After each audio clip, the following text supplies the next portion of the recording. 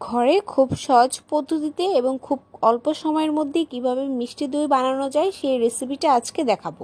তো আমি এখানে 1 লিটার দুধ নিয়ে নিয়েছি, ভালো করে নিভু নিভু জাল দিয়ে দুধটাকে আমি আধা লিটারে কম করে নিয়েছি এবং দুধটা এত সুন্দর করে নিভু নিভু জালে জাল করতে করতে একদম দইয়ের আসল কালারটা চলে আসছে। এখানে আমি টক দই জল ছেঁকে নিয়েছি, আর জলটা ছেঁকে নিলে টক দইটা খুব ভালো হয় এবং দুধটাও ফেটে যায় না।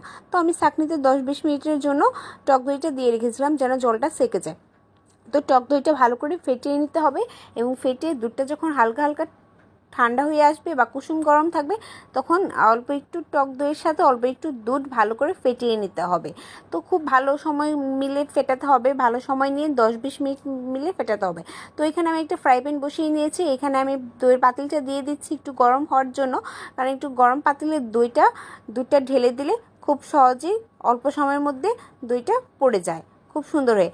আর দইয়ের পাতিলের মধ্যে দুধটা ঢেলে দেওয়ার পরে আর এটা নড়ানো যাবে না, নাড়াচাড়া করা যাবে না এবং এক জায়গা থেকে অন্য জায়গায় নেওয়া যাবে না। তো আমি উপরে একটা পলি ব্যাগ দিয়ে আর গার্ডার দিয়ে সুন্দর করে 5-7 ঘন্টার জন্য রেখে দিলাম। দেখেন দইটা খুব সুন্দর হয়ে পড়েছে, একদম চাকা বেঁধে পড়েছে, একদম দোকানের মতন দইটা হয়েছে এবং খেতেও খুব টেস্ট হয়েছে, একদম